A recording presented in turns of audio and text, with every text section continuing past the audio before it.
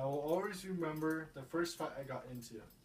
It was lunchtime in high school when a kid spilled chocolate milk all over my white t-shirt. I got really mad and got him and started pushing him around. And he eventually got tired of the pushing and punched me right in the face. At first I was shocked and didn't know what to do. And the next thing I know is I was tackled and I was on the ground. It was embarrassing. I didn't do anything during that fight that I lost. It was time I learned a new fighting style. I'd done karate before several years ago, but that wasn't enough. It only taught self-defense and not attack. I really wished I knew how to fight. I never knew how to do it. So recently I started taking Krav Maga, and it's been really beneficial for the self-defense. First, I'm going to tell you the history of Krav Maga and how it came to be, how it could save lives if used properly, and how to apply it in a real-life situation.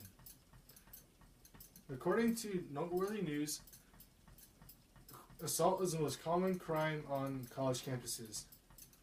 And also, aggravated assault was the most common crime with 61 offenses a year. Krav Maga dates back to as early as pre-World War II in Czechoslovakia, when a Jewish man would defend his community by fighting would-be threats. They came to the realization that simply boxing them didn't get rid of the threats. So they started practicing techniques that disabled and disarmed the threats more faster. So he started doing things that did that so. He got so good at fighting the threats that the military recognized him and asked him to train their troops how to fight like that. So he ended up training the military his technique, which is now formally known as Krav Maga. Now that I told you what Krav Maga is and how it came to be, I'm going to tell how it saves lives if used properly. Krav Maga is known for disarming and disabling the threats really fast. A woman was held at gunpoint by her boyfriend, but thankfully for her Krav Maga training, she was able to disarm him by breaking his arm and getting rid of the gun as fast as she can to get to a phone.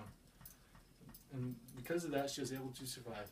My Krav Maga teacher was in the Israeli Special Forces and has been attacked several times, but because he knew Krav Maga, he was able to neutralize the threats by either kicking him or kneeing him in the groin or elbowing to the face, which is very disabling. Now that I told you how Krav Maga has saved many lives, I'm going to tell you the 3 important steps to keep in mind while in the fight. The first one is neutralize the threat. The second one is to keep it simple, because you don't want to be wasting time doing fancy moves, and that can also leave you exposed. The third but most important one is to simultaneously defend and attack. Both hands up, one to defend, the other to attack. Not only can Krav Maga help you from people attacking you, it can also help from being robbed in public. So if someone grabs you from the back, from your bag, you turn the direction they pull, and you throw an elbow in there, and then you're going to be out cold for a while. And that can easily prevent a robbery. Now that I've told you the history of Krav Maga and how it came to be, how it can save lives, the 3 main points of Krav Maga to keep in mind while in a fight-threatening situation, I hope that you can remember what to do when you come across a life-threatening situation with another person. That is to neutralize the threat by either disabling or disarming the threat. Keeping it simple by not doing any fancy moves you've seen on TV. And defending yourself and attacking at the same time.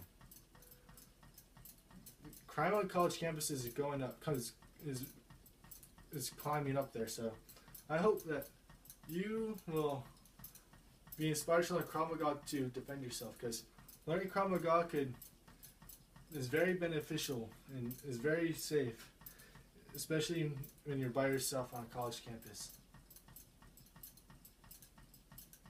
How long was that? Is that 5?